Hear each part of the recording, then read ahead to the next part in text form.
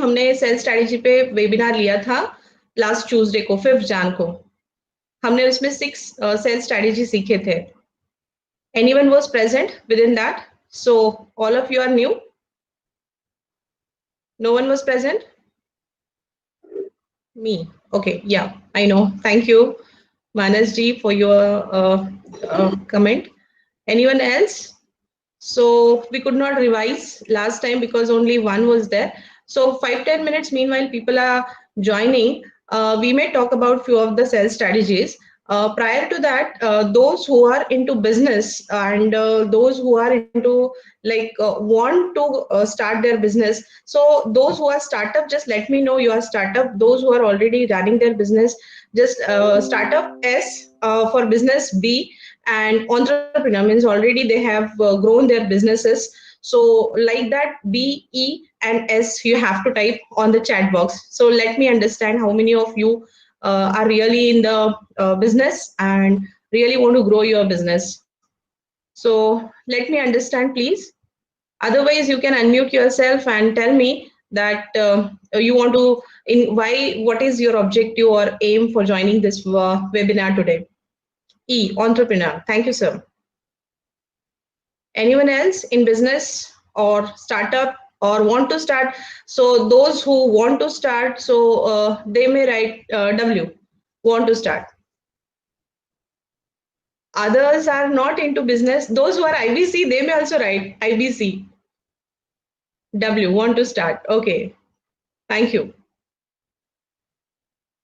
And those who are IBC, they may write IBC. Okay, yeah. So we are having 2, 3, 4 IBCs, 2 entrepreneurs. Okay, thank you. Thank you very much. So last time we were discussing sales strategies, and in today's webinar, we are not going to discuss that many strategies, but we are going to understand some business models. So I'm going to make you understand the process of consultative selling, what is grow model, so all that kind of thing. Those who are already IBC, they might be already knowing it. So let's have some division on consultative selling and how to use grow model in selling. So now it's almost 7:05, so we may start now. 7:07 now.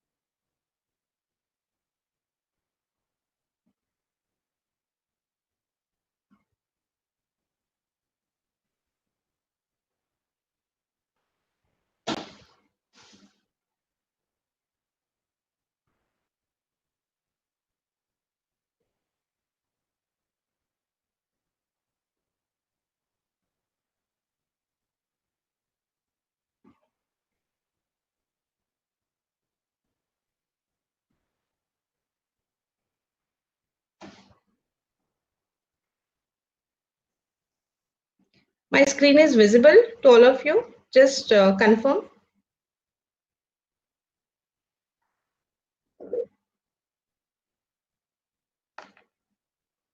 Please confirm.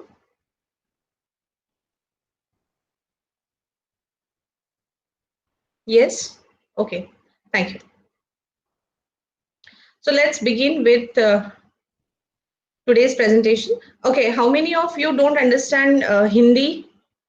Because we follow the practice of speaking in Hindi rather than English. So anyone who don't understand Hindi, so that we can start with Hindi then.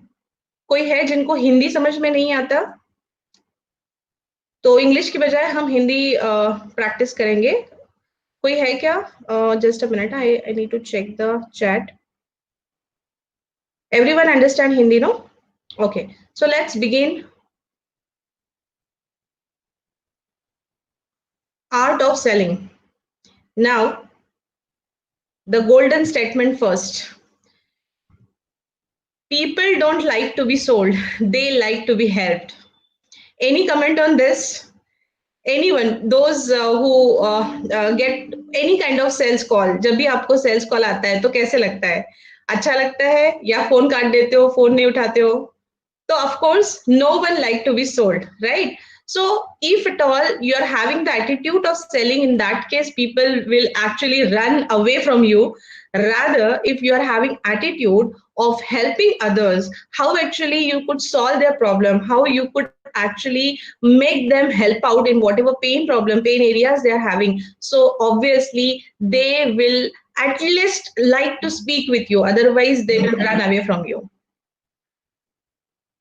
Just a minute, someone is joining still.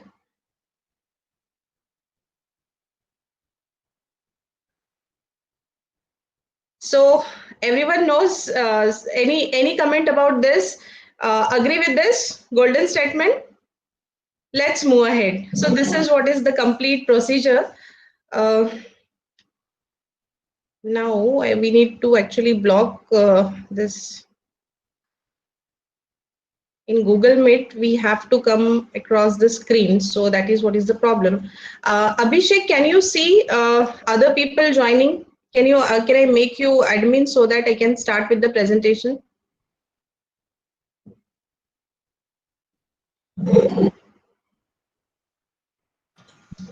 Yes, ma'am. Yes. Can you see how to make you admin here? I can't see any kind of option, but anyways, now we will not allow people to join because again I have to switch from one window to another window. So that is the problem happening. So now let's begin. This was our golden statement. First window. People don't like to be sold. They like to be helped. So how to actually come out with that selling kind of attitude and come up with the helping kind of approach, that kind of consultative selling approach we are going to see today. So how actually moving from that attitude to help in solving customers' problem or achieving their goals, that's what we are going to learn in today's presentation. Then what is the sell is 90% conviction and only 10% communication of your conviction. So if at all you might have there are 2-3 people who have attended last time's webinar. So there we were discuss the first strategy wherein we talk about product conviction. So if you are having product knowledge, if you're having conviction on your product, so that actually that works 90%, your communication works 10%. So that what it means, all means in sales. तो cell में सबसे ज्यादा important है कि आपका आपके product के ऊपर कितना भरोसा है, आप कितना जानते हो प्रोडक्ट के ऊपर एंड कितना आप अच्छे से उसको सचमुच उसके फायदों को पहचानते हो, वो ज्यादा इंपॉर्टेंट है. तो ये 2-3 चीजों का आपको ध्यान रखना पड़ेगा जब भी आपको अच्छा सेल करना है या सेल को इजीली क्लोज करना है. तो उसके लिए now let's see what is the process. So the complete process is of course starting with the lead generation. You all know how we'll generate lead online, offline, through different kind of campaigns. We may generate lead. So once we generate lead, we need to manage and nurture that lead. That is what is the next process or next step whenever we are doing sell. So this is what is the complete process of sell. After managing and nurturing those leads, we may connect with them and we understand their needs, actually what they require, what they want from us, what are their pain points, which actually problem we could solve for them. So that what understanding, वो सारा understanding हमें यहाँ पे करना पड़ेगा understanding customers needs में. And the next point उसके बाद आता है connecting need with the product. तो फिर उनकी जो नीड है उसको हमारे प्रोडक्ट के साथ आप किस तरह से मर्ज कर सकते हैं, किस तरह से कनेक्ट कर सकते हैं. आज के जो पूरा अपना वेबिनार होने वाला है उसमें कनेक्टर डिटेक्टर पे ही मैं बात करने वाली हूँ. तो ये जो इंपॉर्टेंट पॉइंट है, अगर एक्चुअली कम्युनिकेशन जैसे मैंने बताया सिर्फ 10% है, कनेक्ट होना बहुत ज्यादा इंपॉर्टेंट है और ये जो कनेक्ट है ये 90% प्ले करता है रोल. तो इसलिए हम कनेक्टर के ऊपर बात करेंगे कि कनेक्ट कैसे करना है, वही सबसे इंपॉर्टेंट रोल प्ले करता है एक्चुअली. उसके बाद फिर एक बार कनेक्ट हो गया तो फिर उसको ऑब्जेक्शन आएंगे। अगर वो आपके प्रोडक्ट में इंटरेस्टेड ही नहीं है तो ऑफकोर्स वो ऑब्जेक्शन नहीं निकालेगा, लेकिन अगर हाँ वो इंटरेस्टेड है और वो सचमुच चाहता है तो ही कस्टमर की तरफ से ऑब्जेक्शन आएंगे। जिसको ऑब्जेक्शन नहीं है, जो कंप्लेन नहीं कर रहा है, मतलब वो इंटरेस्टेड नहीं है। ये बात को समझना बहुत ज्यादा इंपॉर्टेंट है। लास्ट टाइम हमने एक पॉइंट नेल लीड स्कोरिंग का किया था, तो उसमें हमने स्कोर किया था हर लीड को कि किस तरह से लीड का स्कोरिंग करना है, किस तरह से उसको आइडेंटिफाई करना है कि ये कोल्ड है, वार्म है, हॉट है, कौन सी कैटेगरी में है, कौन सी लीड पे ध्यान देना है, कौन सी लीड पे ध्यान नहीं देना है। ये हमने लास्ट टाइम अच्छे से देखा था। तो ये वो पॉइंट है जहां पे हमें लीड को स्कोर करना है। लास्टली जब फाइनली उसके ऑब्जेक्शन हैंडल हो जाएंगे, आपने उसको कनेक्ट कर दिया, फिर आपका क्लोजिंग पे आ जाएगा। एक बार सेल क्लोज हो गया तो उससे रिपीट बिजनेस किस तरह से आपको मिले, तो उसके लिए आपको या तो क्रॉस सेल करो या तो अपस्केल करो। तो अपसेलिंग में आपको of course range of products देने पड़ेंगे। जैसे आप मैकडी में जब जाते हो तो मैकडी में आपने समझो एक चीज ऑर्डर की तो वो हमें पहले से ऑप्शन बता देते हैं, इतना सा ऐड करेंगे तो पूरा मील हो जाएगा, ये ऐड कर दो, वो ऐड कर दो, and like that actually they keep on telling us. तो हमें लगता है ठीक है, अच्छा इतने में ये मिल रहा है, वैसे इसका मतलब उनको जो सेल करना है वो उसका प्राइस वो कम करके, और जो हमें लेना है उसका प्राइस ज्यादा करके वो थोड़ा सा अंडरस्टैंड करते हैं और क्रॉस सेल करने की कोशिश करते हैं। तो यही सारी चीजें एक्चुअली पूरी सेल प्रोसेस में आती है कि एक बार क्लोजिंग हो गया उसके बाद उसको वहां पे क्लोज हो गया तो छोड़ नहीं देना है, उसको फिर से नर्चर करना है क्रॉस सेल करने के लिए, अपसेल करने के लिए। सो this is what is the overall process of selling. तो आगे बढ़ते हैं।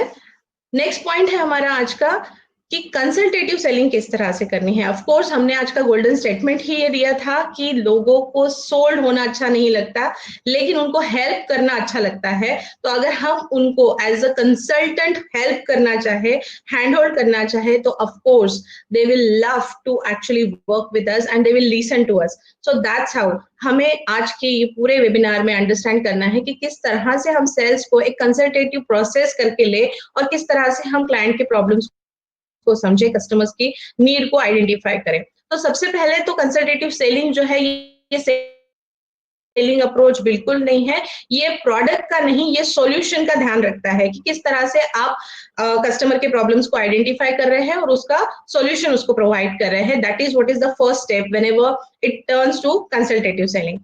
देन दूसरा पॉइंट ये है कि ऑफ कोर्स ये हमने गोल्डन स्टेटमेंट में ही ले लिया कि लोगों को हेल्प करना, अगर हम लगता है उनको कि हेल्प कर रहे हैं तो वो आपका सुनेंगे, अगर उनको लग रहा है कि सेल कर रहे हैं तो कोई भी नहीं सुनेगा। इवन ऐसे लोग जो आपको ऑलरेडी जानते हैं उनको भी अगर आप सेल के एटीट्यूड से कुछ बताना चाहोगे ना तो वो आपके सेल कॉल भी अटेंड नहीं करेंगे। तो इस बात को बहुत अच्छे से समझना है। अगर आपके क्लाइंट एक पिक मोमेंट पे आके अगर आपका कॉल उठा नहीं रहे हैं, मतलब कहीं ना कहीं आपका जो अप्रोच है वो सेलिंग की टुवर्ड गया है और उनको अभी लग रहा है कि आप उनको बेचने की कोशिश कर रहे हो, इसलिए वो आपको इग्नोर कर रहे हैं। तो ये पॉइंट बहुत इंपॉर्टेंट है कि लास्ट तक जब तक आप उसको नर्चर कर रहे हो तब तक भी आपने प्रोडक्ट को बहुत ज्यादा इंपॉर्टेंस नहीं देनी है, आपको उस पर्सन के प्रॉब्लम को इंपॉर्टेंस देनी है और किस तरह से ये प्रोडक्ट उसकी ये जो प्रॉब्लम है उसको सॉल्व करेगा, इस तरह से आपका अप्रोच होना चाहिए। तो अगर आपका एटीट्यूड सही है तो फिर वो वाला प्रॉब्लम नहीं आएगा कि जहां पे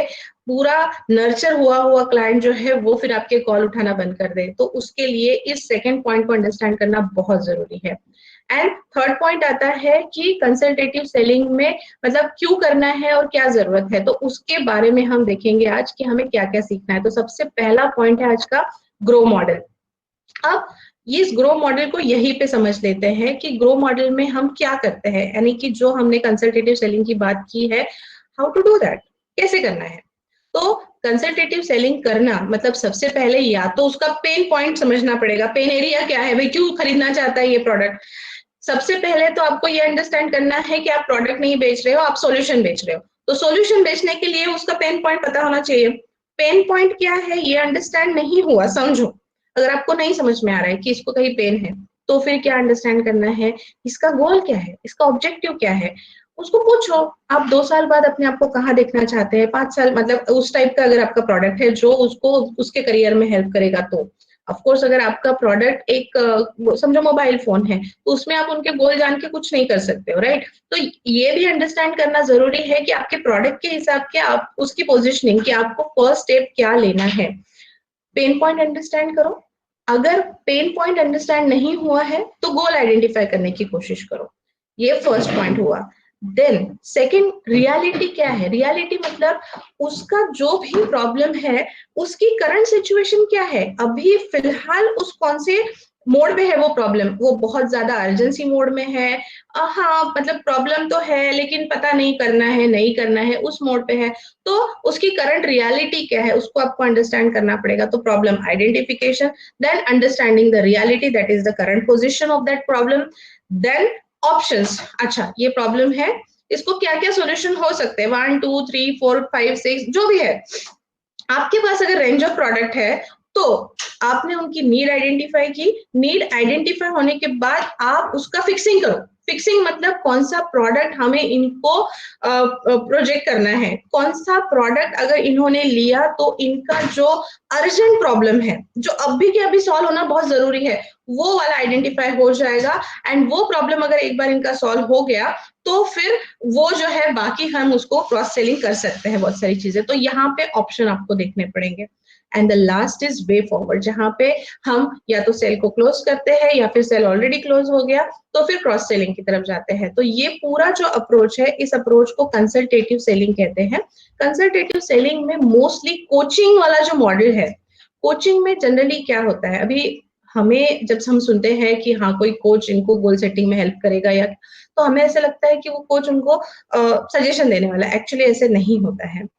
काउंसलिंग अलग होता है, कंसल्टेटिव या फिर कोचिंग, कंसल्टेशन या फिर कोचिंग ये बहुत डिफरेंट है। कंसल्टेशन में क्या होता है कि firstly actually you have to do the need analysis, पूरा आइडेंटिफिकेशन, पूरा रिसर्च आपको करना पड़ता है। उसके बाद आपको बहुत ही पावरफुल क्वेश्चंस पूछने पड़ते हैं क्लाइंट को। और ये जो पावरफुल क्वेश्चनिंग है, ये पावरफुल क्वेश्चनिंग इस वे से जाती है कि प्रॉब्लम का सॉल्यूशन कस्टमर को ही ढूंढना है। आपको नहीं बताना है कि कस्टमर को क्या करना है, बिकॉज आप जो भी सॉल्यूशन बताएंगे वो आपके लिए सही है, कस्टमर के लिए सही है या नहीं वो कस्टमर डिसाइड करेगा। तो कंसल्टेशन में आपको कोई भी सजेशन नहीं देना है। ये बात बिल्कुल आप लिख लो, ध्यान में रखो, या फिर बिल्कुल उसका एक गार्ड बांध लो कि यहाँ पे आपको कहीं पे भी सजेशन नहीं देना है। आपको नहीं बोलना है कि आप ये ले लो वो ले लो। हाँ ये जो आपका प्रॉब्लम है इससे भी सॉल्व हो सकता है तो आप देख सकते हो। Means you have to twist your language in such a way that it should actually look like कि आप उनको सिर्फ गाइड करने की कोशिश कर रहे हो, आप उनको मतलब एक बर्डन ना बने आप, कि आप उनको बता रहे हो नहीं ये खरीदो ये नहीं, not like that. So this is what is the right procedure wherein you will actually go through the particular procedure, handhold your client and help them to come out of their problem and give the solution with your product. So that is what is called as consultative selling. तो कोई तो wait कर रहे हैं, मैं थोड़ा सा किसी को ले लेती हूँ, तब तक यहाँ तक किसी को कुछ डाउट्स एंड क्वेरीज है तो पूछ लो। आप मैसेज कर सकते हो या फिर आप अपने आप को अनम्यूट करके पूछ सकते हो। कंसल्टेटिव सेलिंग हमने देखा है, हमने ग्रो मॉडल देखा है अब तक। इसमें किसी को कुछ पूछना है या फिर किसी को कुछ शेयर करना है? Anyone want to add anything? Meanwhile, people are coming, so we will just take them in. Yes, nothing? Should we move ahead? All well? Everything going fine? Solves one's problem. Okay चले फिर आगे बढ़े। किसी को कुछ नहीं पूछना है, कोई डाउट नहीं है, सब कुछ ठीक जा रहा है ना? All is well? अरे बताओ मैं दीवारों से बात नहीं कर रही हूँ, अपना सेमिनार चल रहा है, हम अंडरस्टैंड कर रहे हैं, हमें हमारा सेल ग्रो करना है, राइट? तो थोड़ा सा इंटरेक्शन करोगे तो मुझे लगेगा कि मैं लोगों को बता रही हूँ।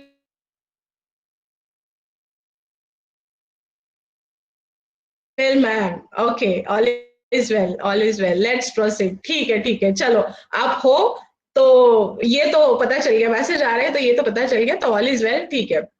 Okay then let's move on. अब तक हमने, जो लोग अभी अभी ज्वाइन हुए हैं, अब तक हमने सबसे पहले गोल्डन स्टेटमेंट देखा, उसके बाद हमने ग्रो मॉडल को अंडरस्टैंड किया, उसके बाद हमने अभी पूरी कंसल्टेटिव सेलिंग की प्रोसेस को आइडेंटिफाई किया है, उसको अंडरस्टैंड किया है। तो वो 2-3 स्लाइड हमारे हो चुके हैं, but don't worry, you have not missed much. तो अभी स्टार्ट करते हैं आगे के स्लाइड से। Okay so now today's most important strategy is become a connector detector। अभी जो कंसल्टेटिव सेलिंग की हमने पूरी प्रोसीजर देखी थी, उस प्रोसीजर में हमने अंडरस्टैंड किया था ग्रो मॉडल को। तो यहाँ पे सबसे इंपॉर्टेंट आज का जो पॉइंट है, आपने बहुत बार देखा होगा कि मेटल डिटेक्टर होते हैं एयरपोर्ट पे, सारे मॉल्स के गेट पे। वो क्या करता है, अगर आपके पास, वो सिक्योरिटी गार्ड चेक करता है आपको कोई भी मेटल है तो उसको वो टिक टिक टिक टिक टिक टिक वो मशीन बजना शुरू हो जाती है, अगर आपके पास कुछ तो गड़बड़ है तो कैसे वो मशीन आइडेंटिफाई कर लेती है कि आपके पास मेटल है या नहीं। वैसे ही जैसे एक मेटल डिटेक्टर उस मेटल को अंडरस्टैंड करता है, वैसे ही आपको वो कनेक्टर निकालना पड़ेगा कि आपके क्लाइंट को क्या चाहिए।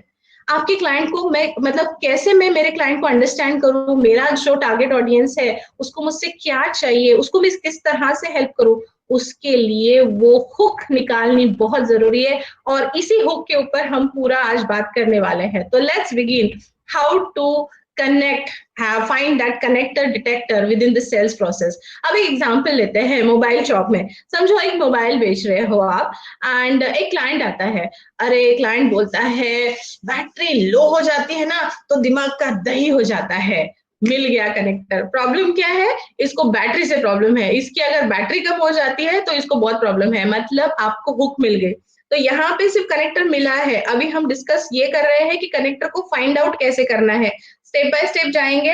कनेक्टर डिटेक्टर, ये हमारा स्ट्रेटेजी है। उस स्ट्रेटेजी का पहला फेज है कनेक्टर को डिटेक्ट करो। तो यहाँ पे उसका डिटेक्टर मिल गया कि बैटरी का प्रॉब्लम, मतलब इसको ऐसा मोबाइल देना पड़ेगा कि जिसकी लॉन्ग लाइफ बैटरी हो, अच्छे तरह से चले, वो वाला कनेक्टर मिल गया। दूसरा कैसा है कि वो बोलता है कि फोन हैंग हो जाता है ना तो दिमाग खराब हो जाता है। अच्छा, कनेक्टर मिल गया। क्या हो रहा है कि इसको स्टोरेज वगैरह प्रॉपर चाहिए, मतलब इसको फास्ट प्रोसेसर का मुझे फोन देना पड़ेगा, अदरवाइज इसको हैंग वाला प्रॉब्लम हुआ तो प्रॉब्लम हो जाएगा। कनेक्टर मिल गया। So this is how you have to identify the connector from the conversion, whatever kind of things actually coming from the client. जो भी वो बात कर रहा है ना, वहां से ही निकालना पड़ेगा, कहीं और से नहीं निकल के आएगा। तो वो क्या बात कर रहा है, उसको कहीं ना कहीं फ्रस्ट्रेशन है, मतलब उसका जो पुराना जो भी प्रोडक्ट है या उसका जो भी वेंडर है, उससे उसको कुछ तो प्रॉब्लम होगी जिसकी वजह से ये वेंडर स्विच कर रहा है या फिर फोन स्विच कर रहा है, कंपनी स्विच कर रहा है, जो भी है। तो उस कनेक्टर को फर्स्ट आपको आइडेंटिफाई करना पड़ेगा कि वो है क्या। एक बार वो डिटेक्ट हो गया उसके बाद ही आगे की प्रोसेस होगी। तो सबसे पहले यहाँ पे अंडरस्टैंड, आइडेंटिफाई, बिल्कुल ध्यान देना है, ध्यान पूर्वक देना है, बता एकदम उसके ऊपर ध्यान रखना है कि वो बात कैसे कर रहा है, वो कौन सी चीजों को प्रोजेक्ट कर रहा है उनकी बातों में, वो क्या चीजों को पॉजिटिव लेके बोल रहा है, वो कौन सी चीजों को निगेटिव वे से बोल रहा है, उसकी बॉडी लैंग्वेज कैसी है जब वो बात कर रहा है, तो वो किस वे से बात कर रहा है। ये सारी चीजों को बहुत ही ध्यान से आपको अंडरस्टैंड करना है और उसको ऑब्जर्व करना है। अगर क्लाइंट आपके सामने है तो ऑफ कोर्स ये सारी चीजें तभी हो पाएगी जब वो क्लाइंट आपके सामने होगा, लेकिन अगर आप फोन पे भी बात कर रहे हो तो भी उसकी बातों से आपको वो कनेक्टर ढूंढना पड़ेगा कि वो आपको क्या बताता है। लेकिन वो पता तभी चलेगा जब आप फोन पे हो, तो उस टाइम पे आपको क्वेश्चंस पूछने पड़ेंगे। तो पावरफुल क्वेश्चंस आपको अंडरस्टैंड करना पड़ेगा कि किस तरह से आप आपके क्लाइंट को एक पावरफुल क्वेश्चन, एक हुक देके उसको बोलने के लिए, मतलब उसने खुद होके चीजों को बताना चाहिए, डिस्कस करना चाहिए। That is what is the tag. बहुत बार जो ये स्टारबक्स वगैरह जो इम्पोर्टेंट बहुत बड़े बड़े जो ब्रांड है ना, वो क्या करते हैं कि क्लाइंट को बुलवाना है उनसे, तो वो कभी कभी क्या करते हैं, कुछ ऑफर देते हैं और वहां पे मग पे उनका नाम लिखते हैं, कस्टमर का नाम लिखते हैं, और वो जानबूझ के गलत लिखते हैं।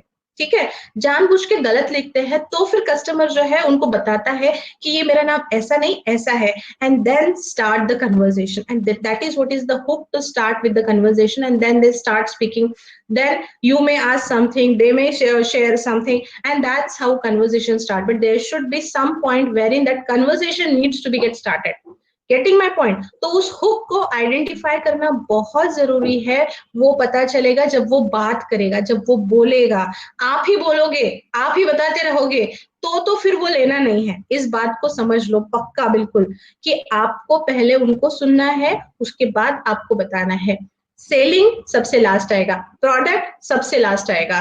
पहले तो उसकी नीड आइडेंटिफाई करो। जो हम बोलते हैं ना, कंज्यूमर का पैटर्न, कंज्यूमर का बिहेवियर, सबसे पहले वही आता है। मेरे पास बहुत सारे केसेस है जहां पे विदाउट कंज्यूमर बिहेवियर का स्टडी किए हुए अगर वो ब्रांड ने, चाहे वो कितनी भी एस्टेब्लिश और कितनी भी बड़ी ब्रांड क्यों ना हो, अगर वो ब्रांड अपने आप को प्रोजेक्ट करती है तो उतने ही जोर से वो धमाल से गिर भी जाती है। तो सबसे इंपॉर्टेंट होता है कंज्यूमर बिहेवियर को अंडरस्टैंड करना, उनकी नीड एनालिसिस करना, आइडेंटिफाई करना, उनकी हुक। ये सारी चीजें जो है वो प्रोडक्ट सेल करने से पहले आती है, बाद में सारी चीजें आती है। तो आपको आपका क्लाइंट, आपका कंज्यूमर अंडरस्टैंड करना, that is what is the first thing. तो सबसे उसके बाद अभी ये जो प्रोसेस है उसमें क्या क्या आता है? उसमें आता है नाइस एनालिसिस। ये जो है नाइस एनालिसिस, इसमें आता है सबसे पहले उसकी नीड अंडरस्टैंड करो, उसका इंटरेस्ट आइडेंटिफाई करो, उसका कंसर्न देखो, और वो क्या चाहता है, उसका एक्सपेक्टेशन क्या है। तो ये चार चीजें जिसको हम नाइस एनालिसिस कहते हैं। पहले हमने ग्रो मॉडल देखा, दूसरा जो मॉडल है उसे हम नाइस एनालिसिस कहते हैं। नाइस एनालिसिस में हम ये चार बातों का बहुत ध्यान पूर्वक स्टडी करते हैं।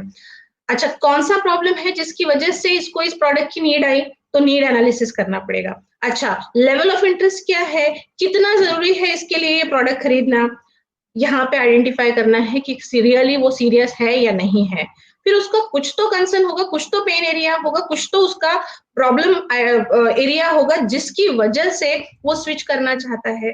या फिर उसे या तो पेन आइडेंटिफाई करो या फिर प्लेजर आइडेंटिफाई करो, या तो उसका पेन पॉइंट होगा या तो फिर उसको उससे प्लेजर मिलने वाला होगा। तो ये दोनों चीजों को आपको आइडेंटिफाई करना पड़ेगा।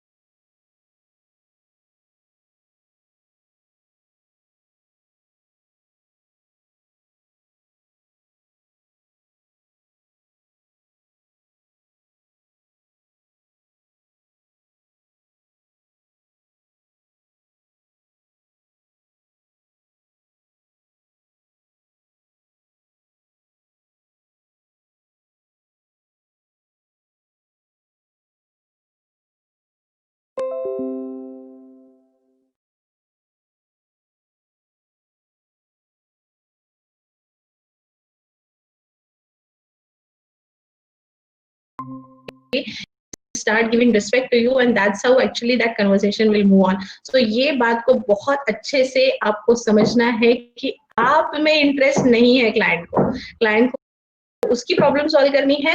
आप उसको उससे किस तरह से बाहर निकालोगे, उसके लिए वो आपके पास आया है। आप क्या करते हो, अलाना फलाना टलाना, आपके कितना बड़ा ब्रांड है और आपने कितने अवार्ड जीते हैं उससे उसको कोई मतलब नहीं है, टू बी वेरी फ्रैंक। तो इस बात को अंडरस्टैंड करिए। अब हुक कैसे आइडेंटिफाई करनी है, तो उसका जो कनेक्टर है वो डिटेक्ट करने के लिए क्या हो सकता है? किसी का स्पोर्ट में इंटरेस्ट हो सकता है, किसी का मूवी में इंटरेस्ट हो सकता है, कोई म्यूजिक में बहुत ज्यादा इंटरेस्टेड होगा, कोई भजन कीर्तन में बहुत ज्यादा इंटरेस्टेड होगा, किसी को मोटिवेशन इंस्पिरेशन बहुत अच्छा लगता होगा, कोई टेक सेवी होगा, उनको गैजेट में इंटरेस्ट होगा, कोई अगर लेडीज है उनको सेल्फी में इंटरेस्ट होगा, कोई महिलाएं हैं उनको कुकिंग में इंटरेस्ट होगा। तो ये जो है ये हुक है, इस हुक को आपको आइडेंटिफाई करना पड़ेगा कि उसका नाइस एनालिसिस जब आप करते हो तो नाइस एनालिसिस में उसका इंटरेस्ट, जैसे एक लास्ट टाइम हमने स्ट्रेटेजी डिस्कस की थी रिसर्च बिफोर मीटिंग, तो ये जो रिसर्च करना है उस क्लाइंट को डायरेक्टली मिलने मत जाओ, उस क्लाइंट के बारे में जानो, वो उसको पहचानो कि एग्जैक्टली क्या है, उसका लिंक्डइन प्रोफाइल देखो, उसकी वेबसाइट देखो, वो एग्जैक्टली क्या करता है, उसके इंस्टा, ट्विटर, उसके फेसबुक, ये सारी चीजों के उसके किस तरह से पोस्ट है, क्या वो करता है, उसका इंटरेस्ट क्या है, ये सारी चीजों को आपको अंडरस्टैंड करना बहुत जरूरी है। अगर वो क्लाइंट आपको लाखों का बिजनेस देने वाला है तो इतना टाइम आपको उसके ऊपर देना ही पड़ेगा, उसका एनालिसिस आपको करना ही पड़ेगा। ये आप पहले कर सकते हैं, ड्यूरिंग द कन्वर्सेशन भी आपको इसके बारे में पता चल सकता है कि हुक को कैसे आइडेंटिफाई करें, वो डिटेक्टर किस तरह से निकाले। तो ये सारे हुक पॉइंट्स हो सकते हैं, ऐसा जरूरी नहीं कि इसमें ही आएंगे, लेकिन इसके अलावा भी बहुत सारे हुक आपको कस्टमर दे सकता है कि वो उसका पिन पॉइंट होगा, पेन पॉइंट होगा, इंटरेस्ट एरिया होगा, गोल होगा, जो भी है। तो इस तरह से आप कुछ पॉइंट्स को याद रखिए कि किस तरह से उसके कन्वर्सेशन से मुझे कुछ ना कुछ हुक मिल रही है, कुछ ना कुछ कनेक्टर मिल रहा है। तो that's how you may identify. एक बार कनेक्टर मिल गया तो फिर क्या करना है, रिपीट द कनेक्टर, इसे कहते हैं पैरेटिंग एंड पैराफ्रेजिंग। अब पैरेटिंग पैराफ्रेजिंग जो एनएलपी का लास्ट टाइम हमने थोड़ा सा मैंने बताया था, मिररिंग, मॉडलिंग, मैचिंग टेक्निक, ये जो है ये उसी तरह से काम करता है। मिररिंग मैचिंग में क्या करते हैं, हम उनकी जो पूरी मतलब बॉडी लैंग्वेज है उसको थोड़ा सा मैच करने की, मिरर करने की कोशिश करते हैं। यहाँ पे पैरेटिंग एंड पैराफ्रेजिंग में हम क्या करते हैं, हम एक बार कनेक्टर को आइडेंटिफाई करते हैं एंड फिर वो जो कनेक्टर है उसको हम रिपीट करते हैं। कैसे? अब हमने पिछला वाला एग्जांपल देखा था मोबाइल शॉप का, उस मोबाइल शॉप में उसने बोला कि जब मोबाइल हैंग हो जाता है ना तो दिमाग की दही हो जाती है। तो आपको क्या कहना है उस टाइम पे? बिल्कुल ठीक कह रहे सर, सचमुच जब मोबाइल हैंग हो जाता है ना तो समझ में नहीं आता है क्या करे क्या नहीं, बहुत प्रॉब्लम फेस करना होता है, होता होगा आपको, या फिर बहुत सारी मुश्किलें आती होगी, डिफिकल्टी आती होगी, मैं समझ सकता हूँ। And that is how you get connected with the client. यहाँ पे क्या हुआ, आप उनके दुख में शामिल हो।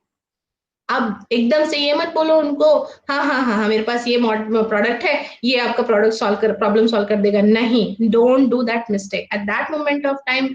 पैरेट ये जो है पैराफ्रेजिंग एंड पैरेटिंग, यहाँ पे आपको कहीं ना कहीं वो रिपीट करना है, थोड़ा सा एंगेज करो क्लाइंट को कि वो जो प्रॉब्लम बता रहा है उसके हाँ में हाँ मिला के आपको क्या बताना है कि हाँ सही, सचमुच ये प्रॉब्लम है और इस ये प्रॉब्लम होता है तो मुझे भी परेशानी होती है, कोई भी परेशान हो जाएगा। दूसरा क्लाइंट जब बोल रहा है कि बैटरी लो हो जाती है तो मैं परेशान हो जाता हूँ, बात तो आप ठीक कह रहे सर, सचमुच बैटरी अगर लो हो जाती है तो कितनी मुश्किल आती है, हमें फिर एक्स्ट्रा बैकअप लेना पड़ता है या फिर चार्जर लेके साथ में घूमना पड़ता है, बहुत प्रॉब्लम आती है। इवन ये डिफिकल्टी तो हमारे बहुत सारे क्लाइंट को आती है। तो that is how you may repeat. आपको रिपीट करने का भी टेक्निक समझना चाहिए, ऐसे नहीं आप बोल रहे हो परेशान हो जाते हैं, हाँ ना मैं भी परेशान हो जाता हूँ, या फिर अगर उसी टोन में आपने बोल दिया तो वो गलत वे से भी चला जाएगा।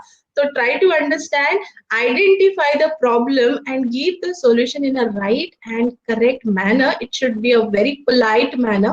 It should not be like कि आप उसको कॉपी करने की कोशिश कर रहे हो या फिर उसका मजाक उड़ाने की कोशिश कर, ऐसा नहीं होना चाहिए। इस बात को, इवन इस स्ट्रेटेजीज को भी इम्प्लीमेंट करने की टेक्निक है और वो स्मार्टली आपको यूज करनी पड़ेगी, अदरवाइज फिर वो गलत डायरेक्शन में भी जा सकता है communication. So this is how you have to use the strategy. Firstly identify the connector, detect it, and then do repeating. Repeating is paraphrasing and parroting.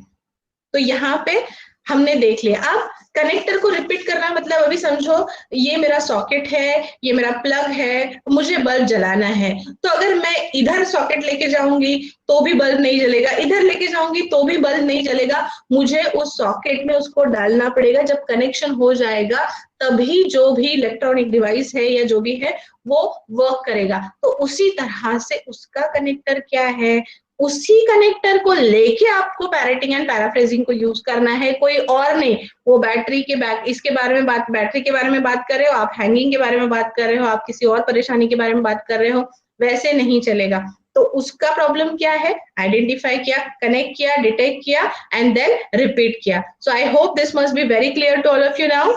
So communication नहीं होता है सेल्स में, कम्युनिकेशन होता है. कम्युनिकेशन मतलब उनको जानो, वो क्या कहना चाहते हैं, उनकी बात समझो, उनका प्रॉब्लम समझो.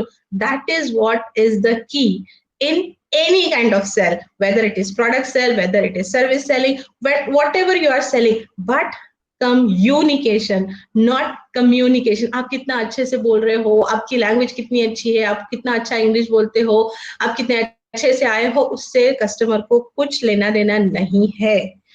कस्टमर को उसके प्रॉब्लम में इंटरेस्ट है, आप में इंटरेस्ट नहीं है. इस बात को आपको समझना पड़ेगा.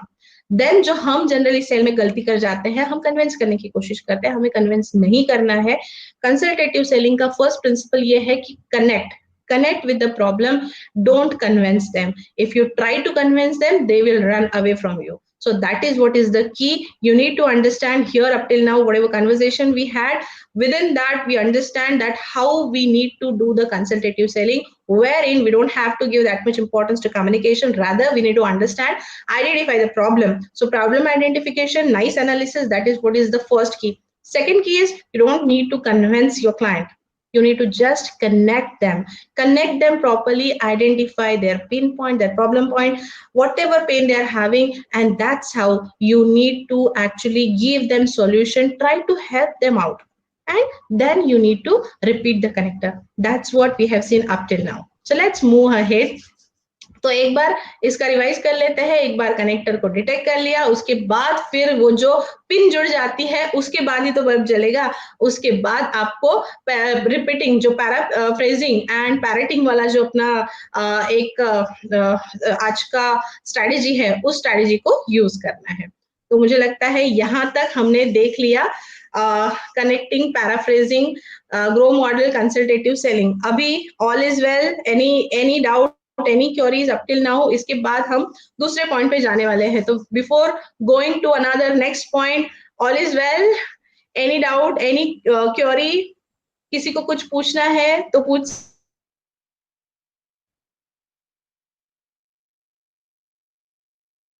कोई किसी अब तक हमने जो बात किया उसमें किसी को कुछ शेयर करना है, शेयर करना चाहते हैं? Otherwise let's move ahead. All is well. चलो, थैंक यू मानस जी. आगे बढ़ते हैं फिर. How to close the sale.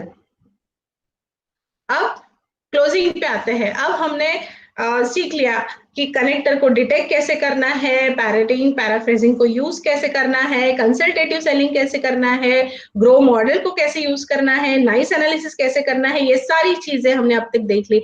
अब हम आते हैं कि एग्जैक्टली ये क्लोजिंग की प्रोसेस होती क्या है, इसमें कौन कौन से टाइप है, तो हम किस तरह से इस सेल को क्लोज कर सकते हैं. तो that is what is our next point. So there are few of the point. Just a minute, कोई तो आया है, मैं उनको जरा एडमिट कर लेती हूँ.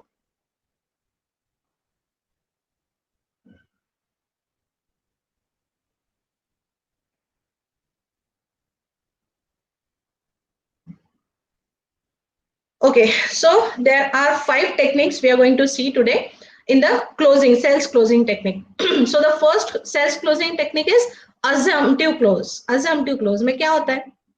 Acting as the prospect is ready to buy your product. मतलब आपको पता है कि ये अभी तक रेडी नहीं है, आप जानते हो उसको टाइम लगने वाला है, ये डिसीजन अभी नहीं लेने वाला है, लेकिन आप एज अ सेलर आप ये अज्यूम करते हैं कि all is well. Whatever I have told to them, they are convinced. And once you assume it, what you will do is you will actually project in such a way to your prospect that okay, ठीक है, फिर मैं आपको document की list भेज दूंगा, आपको क्या क्या प्रॉब्लम है उसमें आप मुझे बता दीजिए, एंड मैं आपको पेमेंट लिंक भेज दूंगा, एंड उसके पेमेंट करने के बाद आप मुझे बता दीजिए, फिर मैं आपको आगे की प्रोसीजर बता दूंगा.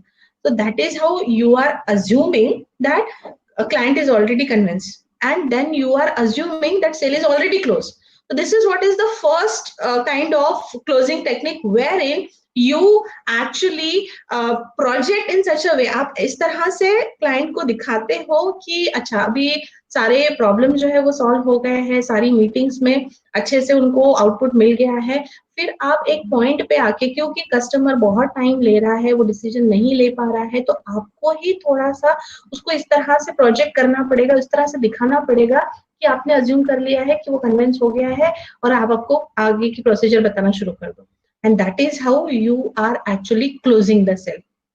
तो वहां पे एक आपको थोड़ा सा उनको मतलब धोखे में डालना है, धोखे में इन द सेंस कि बहुत क्लियर नहीं है, उसको क्लैरिटी नहीं है, आप जानते हो, लेकिन फिर भी ऐसे अज्यूम करना है। तो this is what is first closing technique, that is assumptive close. Now moving on to the next one, closing technique that is urgency close. अब अर्जेंसी क्लोज में क्या होता है, where you place pressure on the prospect to decide. अब समझो आपने already उसको 10 call कर लिए, 2-4 मीटिंग हो गया, सब कुछ ठीक है, उन्होंने अब तक नहीं भी नहीं बोला है, हाँ भी नहीं, हाँ तो वो बोल रहे हैं लेकिन थोड़ा टाइम ले रहे हैं, एक्चुअली उनको समझ में नहीं आ रहा है कि कब डिसीजन लो, क्योंकि कोई अर्जेंसी नहीं है।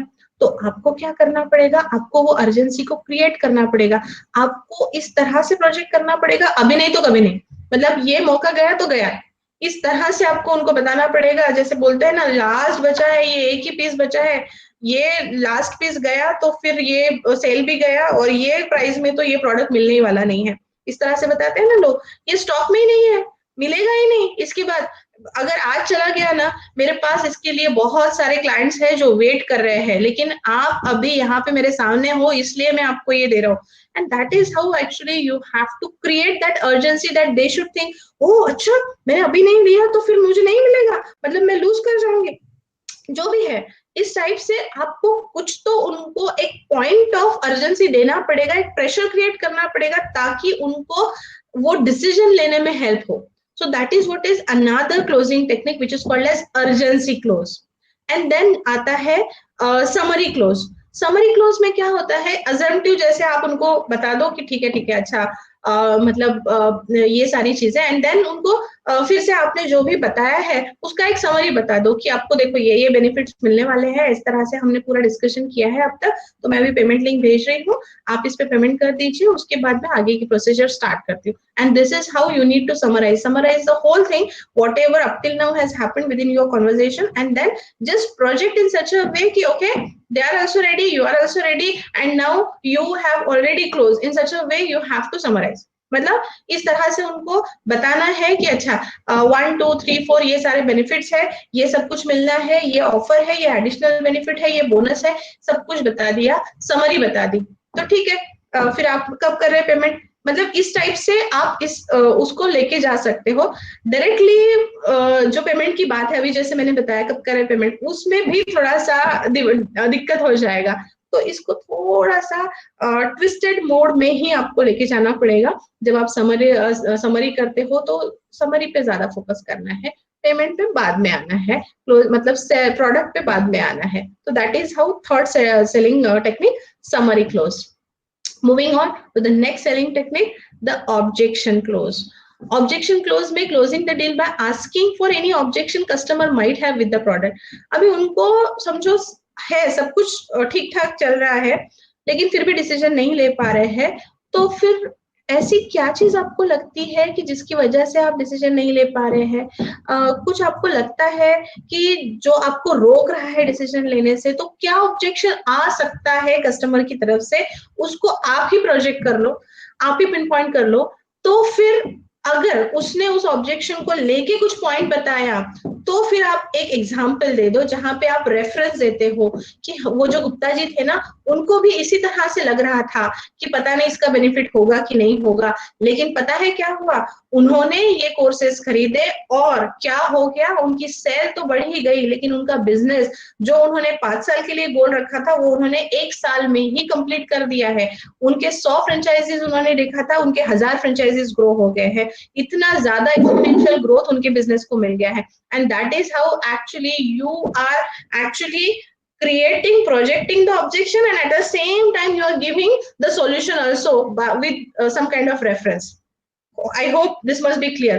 Objection आपको ही उठाना है and solution भी आपको ही देना है, किसी और का reference client को देके एंड बता के कि किस तरह से मैंने इस प्रोडक्ट का किसी और को क्या हेल्प हुआ और उसका बिजनेस किस तरह से ग्रो हुआ या जो भी उसको बेनिफिट हुए हैं उस बेनिफिट्स के बारे में बात करनी है. तो this is what is objection close technique. And the next closing technique is the opportunity close technique. Opportunity close technique में क्या होता है? Stressing on what the customer will miss out if they do not buy your product. यहाँ पे इस तरह से बताना है, अभी नहीं तो कभी नहीं, ये आ गया तो कभी मिलेगा ही नहीं, ये ऑफर आएगा ही नहीं बाद में. इस तरह से आपको बेनिफिट आपने बता दिए.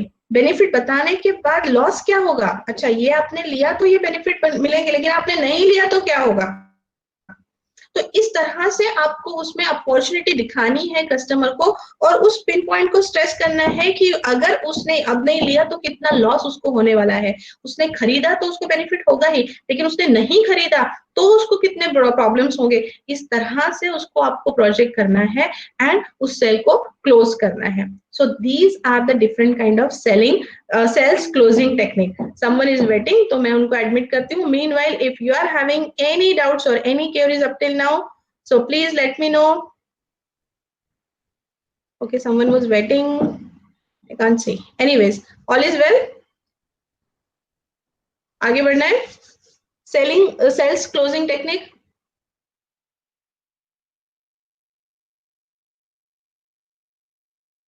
है last point.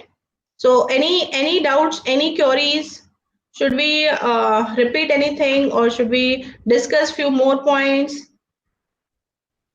Anything from your end? किसी को कुछ पूछना है, किसी को कुछ इनपुट देना है, किसी को कुछ बोलना है? All clear? Okay. Any another input? अगर आपको ऐसा कोई क्लाइंट है जो आपको डिफिकल्ट क्लाइंट लग रहा है, कोई अगर शेयर करना चाहे कि किस तरह से वो सेल क्लोज होने में प्रॉब्लम हुई और किस तरह से आपने उसे क्लोज किया, अगर कोई शेयर करना चाहता है तो आप बिल्कुल ओपन है आपके लिए forum. You may share your experience. Should I stop sharing now? That was the last slide. So once I'll summarize whole thing. Today we were started with the golden statement कि लोगों को cell होना, sold होना अच्छा नहीं लगता है, लेकिन उनको अगर हेल्प किया तो वो लोगों को बहुत अच्छा लगता है.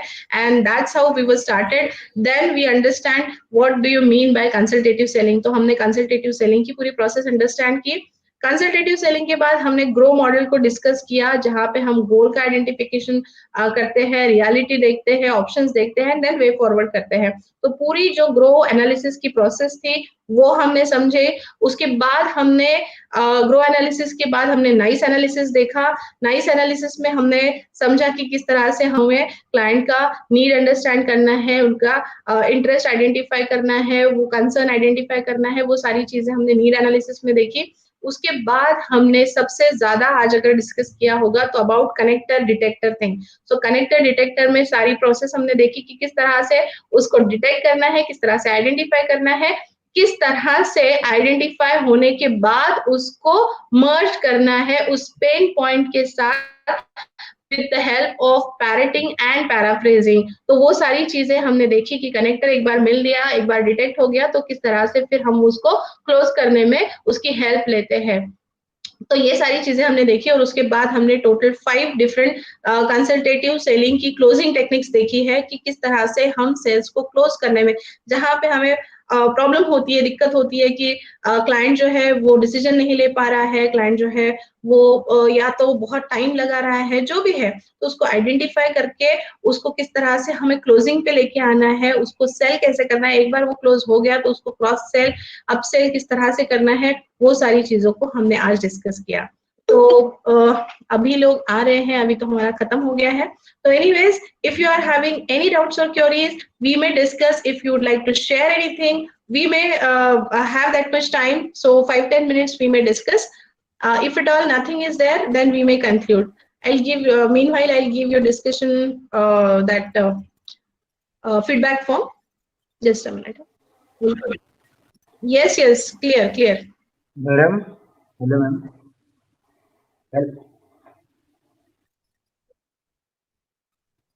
हाँ.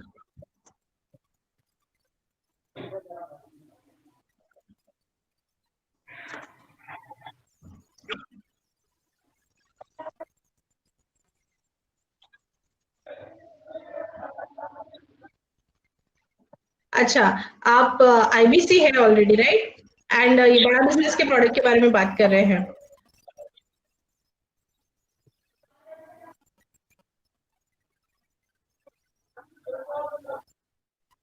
अच्छा, तो वही बेनिफिट्स बताने पड़ेंगे कि वन टाइम पेमेंट किया। एक तो दो चीजों में डिफरेंस होना चाहिए कि अगर वो पार्ट पेमेंट करते हैं या फिर ईएमआई में, क्रेडिट में वो लेते हैं, तो वो ऑप्शन जो है वो बहुत ज्यादा सूटेबल नहीं होना चाहिए, क्योंकि आपको जैसे वो वाला एग्जांपल ले लो कि जहां पे छोटा कोका कोला 80 रुपए का दे रहे हैं, बड़ा वाला 100 रुपए का दे रहे हैं, मतलब उसको फायदा कहाँ दिख रहा है? बड़ा वाला लेने में। वैसे ही उसको वो वाला फायदा दिखाओ कि क्रेडिट में आप ले सकते हो, कोई प्रॉब्लम नहीं है, लेकिन ये सारे प्रॉब्लम आते हैं। मेरे कुछ फ्रेंड है जिन्होंने क्रेडिट पे लिया है, उनका अभी आप मेरा एग्जांपल बता सकते हो, मैंने क्रेडिट पे आईबीसी लिया था, मेरा पूरा का पूरा पैसा अभी तक एक तो अटका हुआ है, दूसरा कि एक चीज ऐसी हुई है, मतलब ये एग्जांपल क्लाइंट को बताने के लिए कि एक एडवांस और बड़ा बिजनेस, उसमें जो भी ट्रांजैक्शन हुआ उसकी वजह से मेरा प्रॉब्लम क्या हो रहा है कि मेरा खुद का सिबिल स्कोर डाउन हो गया, क्योंकि यहाँ पे मैं तो ईएमआई दे रही हूँ, लेकिन अभी मेरी, क्योंकि ईएमआई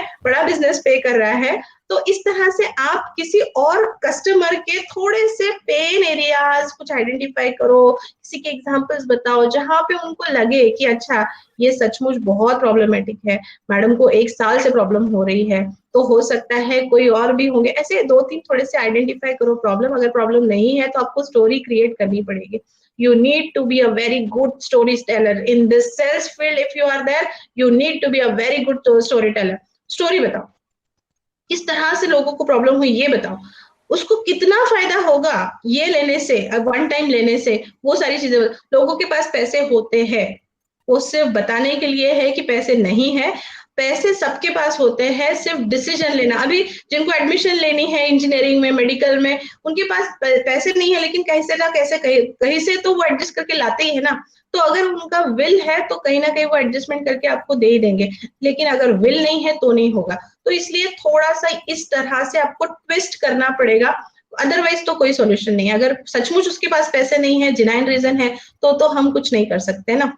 तो ये 2-3 चीजें, एक तो आपको स्टोरी टेलिंग यूज करना पड़ेगा, रेफरेंसेस देने पड़ेंगे, एंड तीसरा वो क्या लॉस होगा उसका, लॉस पे ज्यादा फोकस करो, पेन पे ज्यादा फोकस करो। अदरवाइज पेन अगर उसके लिए काम नहीं कर रहा है तो प्लेजर पे काम करो। जनरली पेन ज्यादा काम करता है प्लेजर से, क्योंकि प्लेजर तो एनी हाउ हम सब है, सब कुछ ठीक ठाक चल रहा है, लेकिन जब अर्जेंसी आती है, पेन वाला एरिया होता है ना, तभी प्रॉब्लम होती है। तो these are 2-3 techniques you can use whenever this kind of situation arise. Hope I might have answered your question. Thank you. Madam मेरा क्वेश्चन है। Yes. Hello ma'am. हाँ हाँ बोलिए। मेरा क्वेश्चन है मैम। हाँ। मैम मैं अभी दिसंबर लास्ट में ही मतलब आईबीसी बना हूँ, मैं नया हूँ, तो मैं अभी तक सेल नहीं किया हूँ स्टार्ट। तो मैं अभी ट्रेनिंग चल रहा था और लर्न कर रहा था। अच्छा। तो मैम अभी मेरा तो लीड में कहाँ से ये नहीं किया, लेकिन मेरा जो कांटेक्ट है, मेरा जो दोस्त है, फ्रेंड्स है कॉलेज में, जो कंपनी में, तो मैं उनको कैसे अप्रोच करूँ मतलब बिजनेस के लिए? हाँ, तो आपको क्या करना पड़ेगा, उनको आप डायरेक्टली अप्रोच करो, लेकिन इस तरह से अप्रोच करो कि आपको क्या क्या फायदे हो रहे हैं, है ना। तो आपको क्या करना है, आपको यही प्रोग्राम को बहुत अच्छे से देखना है और कुछ प्रॉब्लम सॉल्विंग कोर्सेज को ले लो जिसमें आपके फ्रेंड्स को इंटरेस्ट हो सकता है। फिर आप क्या करो, थोड़ा बहुत उनका, आपका जो कॉमन ग्रुप वगैरह होगा, वहां पे कुछ आपके एक्सपीरियंस वगैरह शेयर करना शुरू कर दो कि जहां पे आपने ये सीखा, ये सीखने से आपको ये फायदा हुआ। मतलब उनको ऐसे लगना चाहिए कि आपने बड़ा बिजनेस ज्वाइन करने के बाद आपके लाइफ में बहुत सारे अच्छे अच्छे चेंजेस हो रहे हैं। तो they should actually means you should create that curiosity, आपको एक क्यूरियोसिटी क्रिएट करनी है, उससे उनको अवेयरनेस हो, उनको पता चले कि आपने बड़ा बिजनेस ज्वाइन किया है और आपके पास ये प्रोडक्ट्स अवेलेबल है। फिर उसके लिए आप उनको फिर एक बहुत अच्छा 1-to-1 करो, या फिर एक अच्छा सा कुछ सेमिनार, या जिस तरह से हम मीटिंग कर रहे हैं, ऐसे एक आधा जस्ट जो बोलते हैं ना कॉमन मीटिंग, तो कॉमन मीटिंग ले लो, उसमें मुझे जस्ट शेयर करना है मुझे क्या क्या फायदे हो रहे हैं, and then actually once they understand कि आपको किस तरह से फायदे हो रहे हैं, फिर उसको प्रोजेक्ट करने की कोशिश करो। अदरवाइज क्या होता है ना, जो लोग हमें जानते हैं उसको हमने बेचने की कोशिश की ना, तो वो हमसे भागना शुरू करते हैं। तो अप्रोच जो है, अप्रोच बहुत राइट होना चाहिए। सेल करने की बिल्कुल कोशिश नहीं करनी है, और कोई भी फर्स्ट जब आप कॉल करते हो, फर्स्ट सेकंड टाइम सेल के बारे में, प्रोडक्ट के बारे में बात ही नहीं करनी है। सिर्फ उनको रियलाइज करते जाना है, उनको दिखाना है कि ये प्रोडक्ट मेरे लाइफ में आने के बाद मेरी लाइफ कितनी अच्छी हो गई, मैं कितना सुखी हो गया, मैं कितना खुश हो गया, वो दिखाना है। अरे मैं तो दुखी हो गया, मैं तो परेशान हो गया, ऐसे अगर बता दिया ना तो भाग जाएंगे लोग। तो ये जो अप्रोच है, उसको कहीं ना कहीं थोड़ा सा स्ट्रेटेजिकली सोचो कि अच्छा पहले क्या करो, पहले लिस्ट आइडेंटिफाई करो कि इसके लिए कौन कौन ऐसे लोग हैं। अब आपको आपके फ्रेंड जो है वो पता होंगे कि उसके इंटरेस्ट क्या है, उनके हॉबीज क्या है। अगर पता नहीं है तो थोड़ा सा रिसर्च करो, जैसे मैंने लास्ट टाइम सिखाया था ना कि रिसर्च एनालिसिस कैसे करना है। तो आपके जो 2-4 फ्रेंड है, उनकी फेसबुक प्रोफाइल देखो, उनके लिंक्डइन प्रोफाइल देखो, उनकी पूरी स्टडी कर लो, उनका देखो कि मतलब वो कितना पैसा इन्वेस्ट कर सकते हैं, उनकी कैपेसिटी कितनी है। एक बार वो आइडेंटिफिकेशन हो गया तो आपके लिए राइट कौन कौन से है वो वार्म क्लाइंट की लिस्ट बनाओ। एक बार आपका लिस्ट बनाओ, कैंपेन हो गया, उसके बाद हर एक के लिए स्ट्रेटेजी डिसाइड करो कि मुझे कंसल्टेटिव सेलिंग देना है तो मैं किस तरह से प्रोजेक्ट करूं। तो 1 2 3 जैसे मैंने अभी आज कनेक्टर डिटेक्टर बताया है, इसका कनेक्टर कहाँ मिलेगा, क्योंकि आपने ऑलरेडी हुक आइडेंटिफाई कर ली है, डिटेक्ट कर लिया है, इसका कनेक्टर यहाँ मिलेगा, इसका कनेक्टर यहाँ मिलेगा। उस टाइप से 1 to 1 करो। 1 to 1 में आप क्या करोगे, 1 to 1 में बेनिफिट्स आप शेयर करोगे, उनके प्रॉब्लम्स को आइडेंटिफाई करोगे।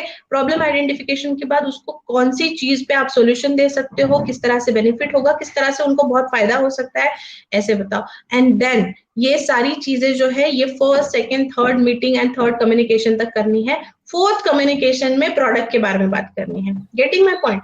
तो ये जो है डायरेक्टली अगर करोगे तो थोड़ा सा डिफिकल्ट होगा, लेकिन स्टेप बाय स्टेप जाओगे, जो अपना पूरा कंसल्टेटिव सेलिंग का प्रोसेस है उसको एज इट इज फॉलो करोगे तो आपको बहुत अच्छे रिजल्ट आने हैं। लेकिन उसकी एक स्ट्रेटेजी है। बहुत लोग क्या करते हैं, गलती कहाँ करते हैं कि डायरेक्टली सेल करने की कोशिश करते हैं। अरे अरे मैंने बड़ा बिजनेस ज्वाइन कर दिया है, देखो मेरे पास ये है, ये ऐसा फायदा हो रहा है, वैसा बहुत ज्यादा बताते हैं। बहुत ज्यादा बताने की जरूरत नहीं है, उनको अंडरस्टैंड होना चाहिए कि आपको सचमुच उससे फायदा हो रहा है। Getting my point. So these are 2-3 processes and steps you need to follow before actually उनको वो कन्विंस करने से पहले, उनको प्रोजेक्ट करने से पहले।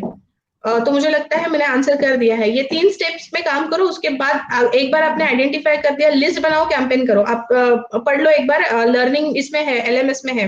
लिस्ट बनाओ, कैंपेन, फिर फॉलो अप, कबूत, ये जो प्रोसेसेस है ना वो पूरे एज इट इज ये करो, फॉलो करो। ठीक है मैम, मेरा जो दोस्त बिजनेस करने के लिए इंटरेस्ट है, तो उनको कैसे मैं अप्रोच कर सकता हूँ? वो बिजनेस करने में? सोचे अच्छा, मतलब मैं आगे जाकर बिजनेस करूंगा। आगे जाके बिजनेस करेंगे तो यही के लिए उनको ये करो, नर्चर करो।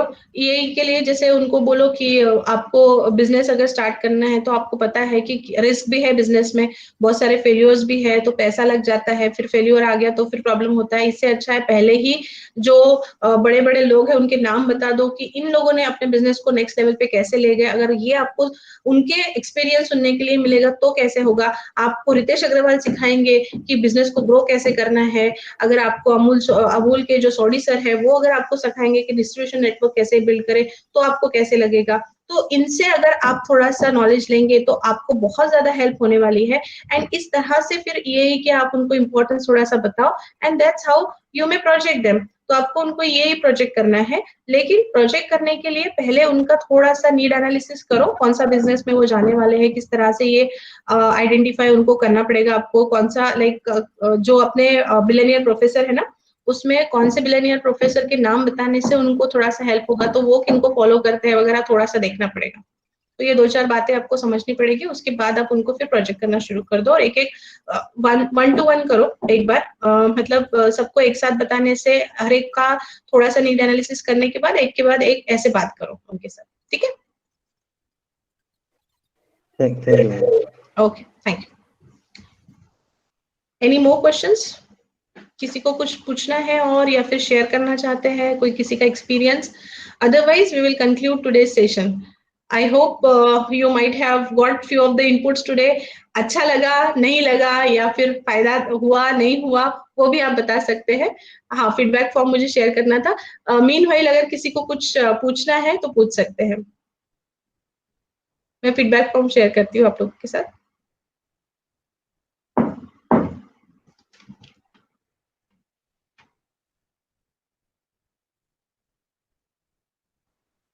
No doubts, no queries.